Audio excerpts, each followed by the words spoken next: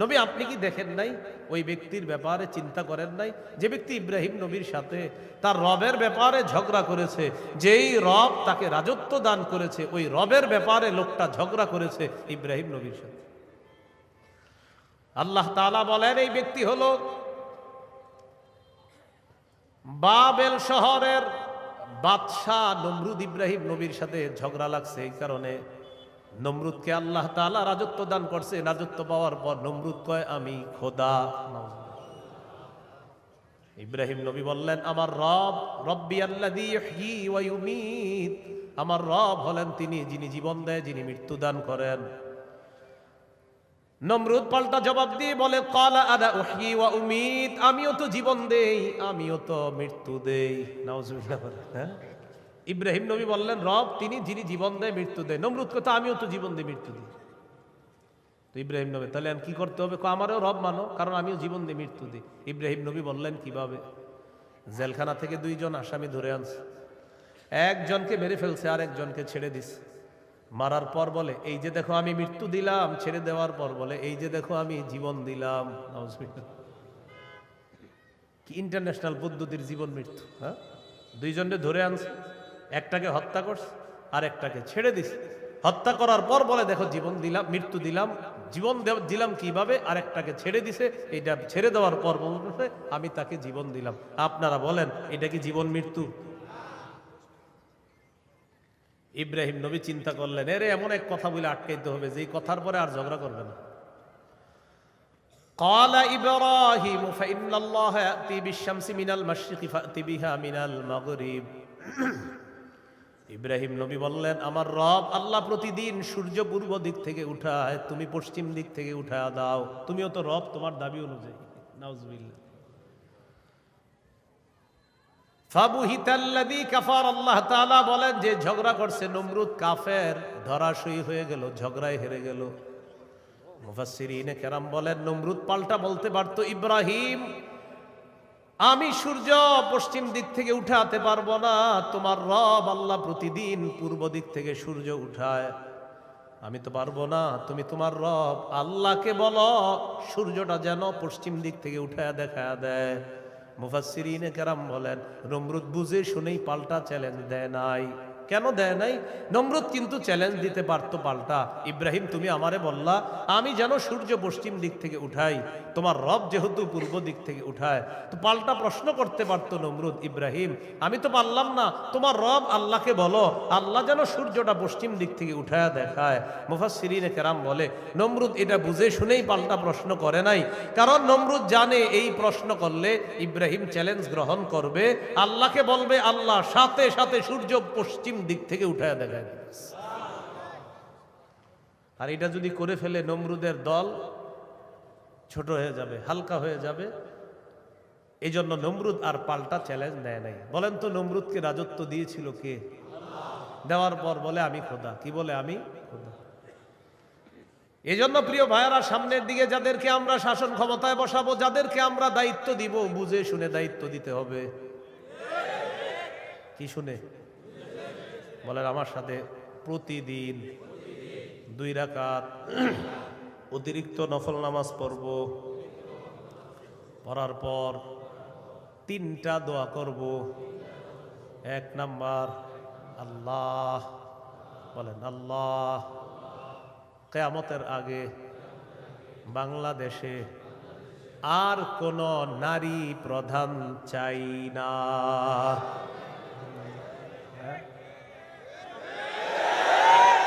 কি প্রধান চাই না? সবাই জোরে বলেন কেন?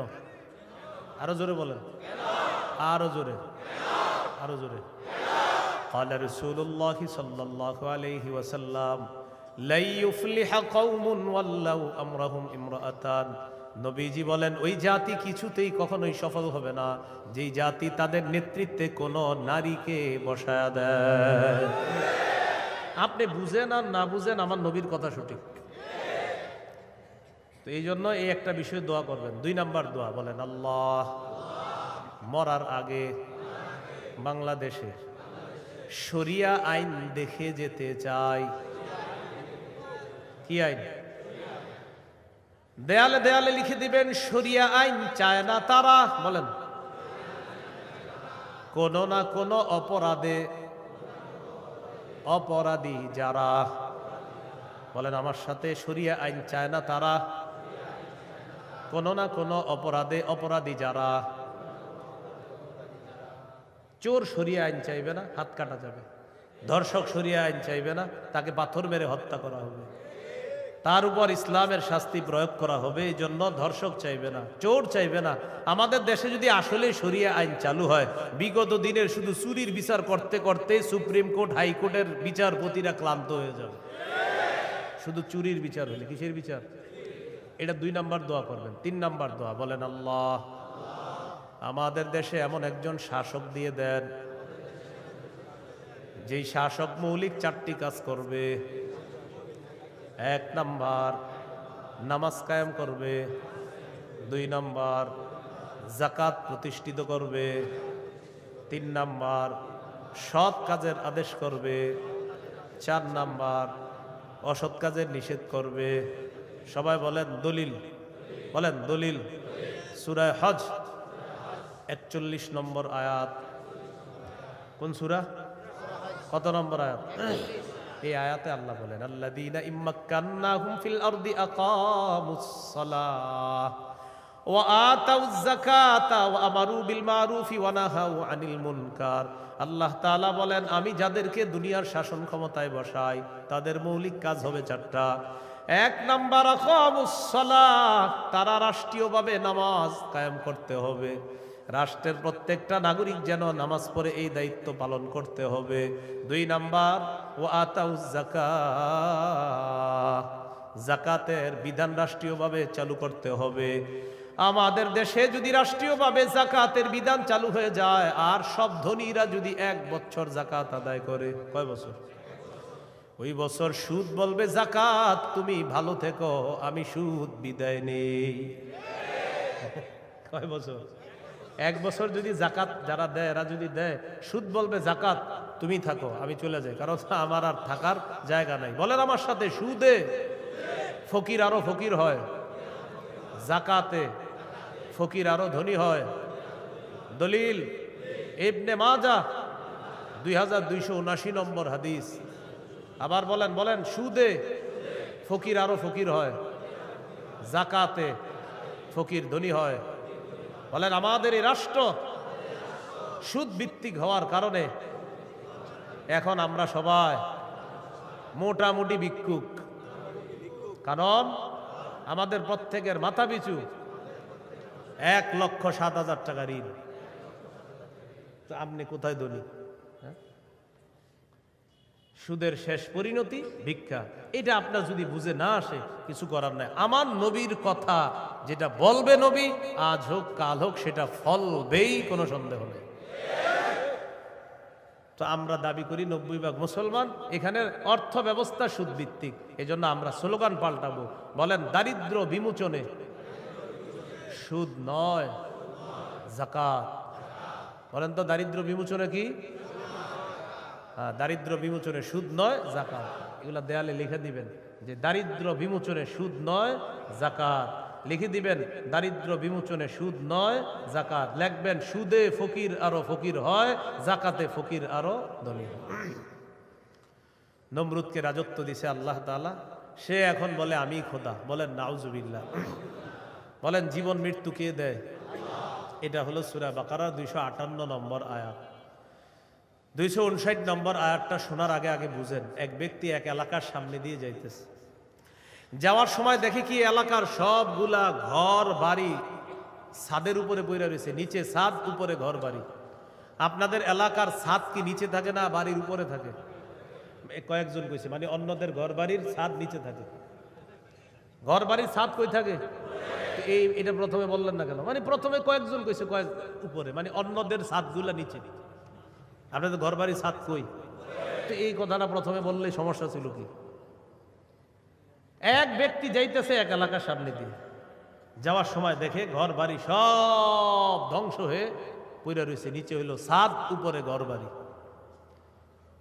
উনি এই বিষয়ে দেখা সাথে সাথে বললেন আল্লাহু আকবার, আল্লাহ কত মহান, এদেরকে ধ্বংস করলেন আল্লাহ, আবার আল্লাহ কিভাবে জিন্দা করবে, এটা ওনার সন্দেহ না, এটা ওনার কি না সন্দেহ না, এটা উনি বিস্ময় প্রকাশ করতেছে আল্লাহ কত মহান, আবার কিভাবে আল্লাহ জিন্দা করবে, এটা মুখ দিয়ে বলে ফেলছে।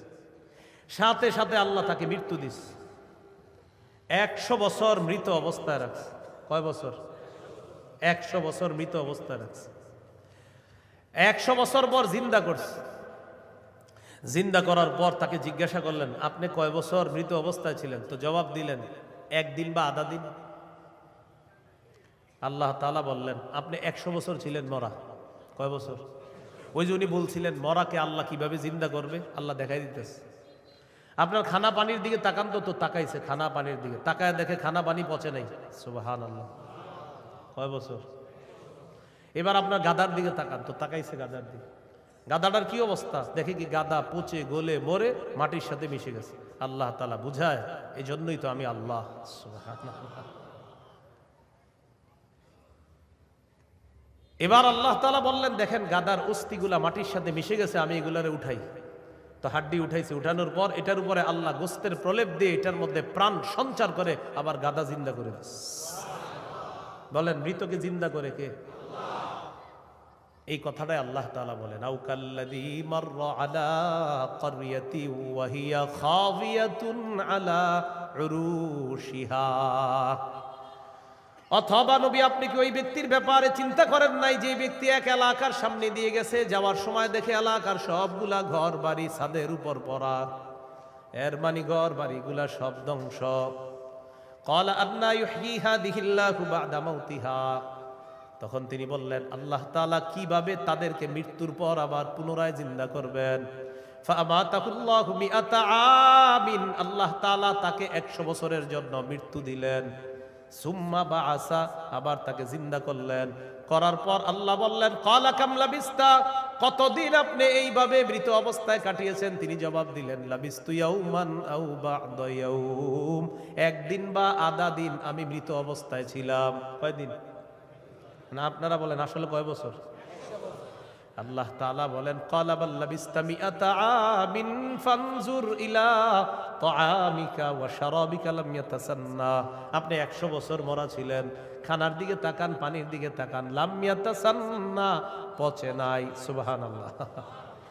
ওয়ানজুর ইলা হিমারিকা, গাদাটার দিকে তাকান, গাদার দিকে তাকাইছে, তাকায় দেখে পচে গলে মাটির সাথে মিশে গেছে। আল্লাহ তাআলা বলেন, জানেননি কেন আপনাকে আমি মৃত্যু দিলাম, আবার 100 বছর পর আপনাকে আমি কেন জিন্দা করলাম?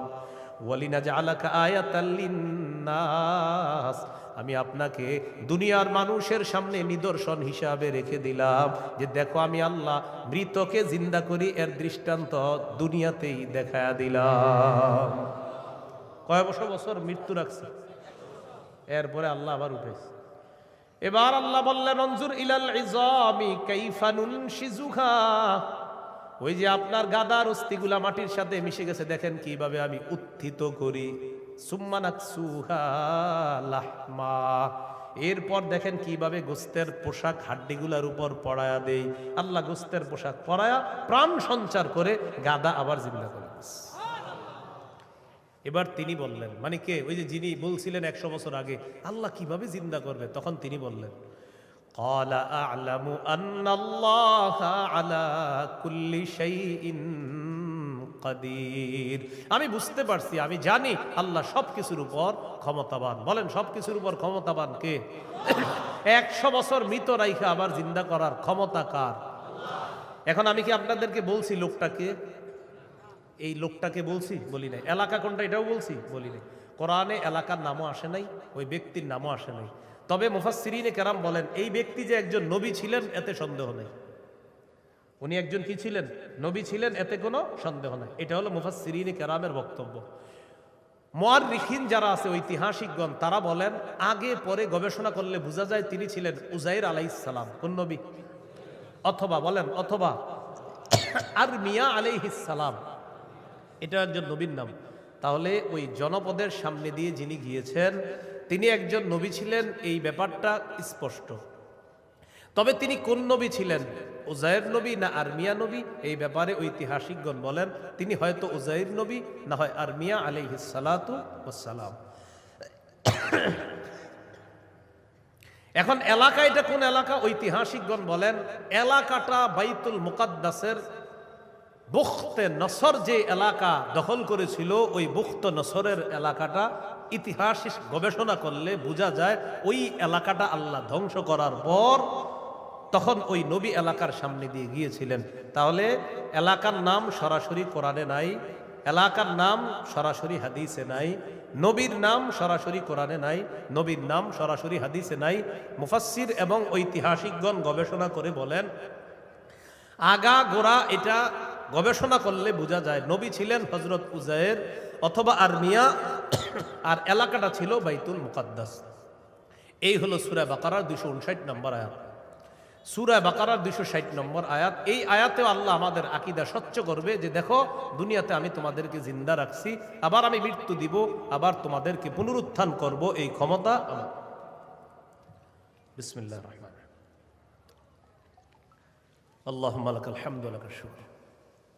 সূরা বাকারা 260 নম্বর আয়াত আল্লাহ বলেন وَإِذْ قَالَ إِبْرَاهِيمُ رَبِّ أَرِنِي كَيْفَ تُحْيِي الْمَوْتَى قَالَ أَوَلَمْ تُؤْمِنْ قَالَ بَلَى وَلَكِنْ لِيَطْمَئِنَّ قَلْبِي قَالَ فَخُذْ أَرْبَعَةً مِنَ الطَّيْرِ فَصُرْهُنَّ إِلَيْكَ ثُمَّ اجْعَلْ عَلَى كُلِّ جَبَلٍ مِّنْهُنَّ جُزْءًا ثُمَّ ادْعُهُنَّ يَأْتِينَكَ سَعْيًا وَاعْلَمْ أَنَّ اللَّهَ عَزِيزٌ حَكِيمٌ।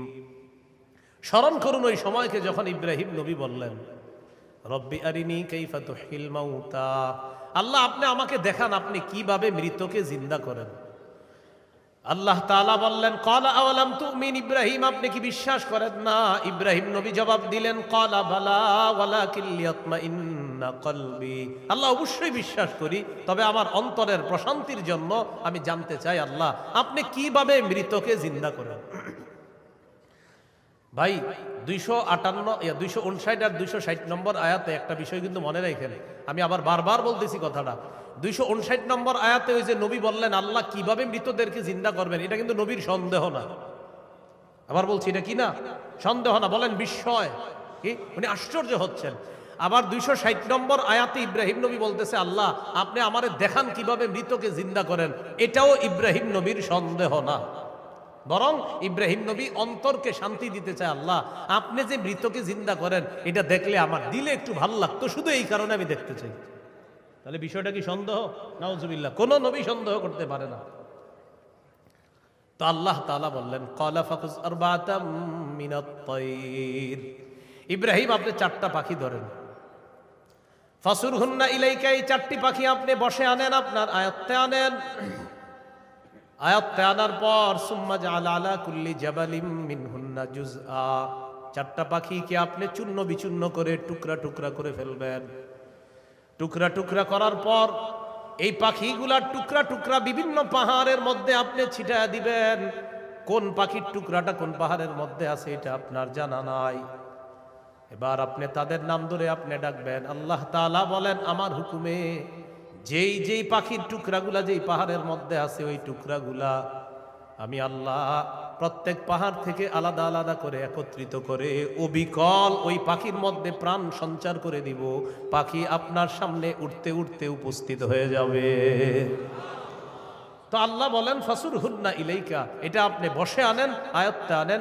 সুম্মা জাআল আলা কুল্লি জাবালিম মিনহুন্না জুজআ, এগুলার টুকরা টুকরা করে আপনি পুরা সব একসাথে করে ফেলবেন। এখন বলেন তো 4 পাখি একসাথে টুকরা টুকরা করলে কোন পাখির টুকরা কোথায় আছে এটা কি বলা যাবে? ইব্রাহিম নবীকে বললেন আলাদা আলাদা পাহাড়ের মধ্যে রেখে দেন।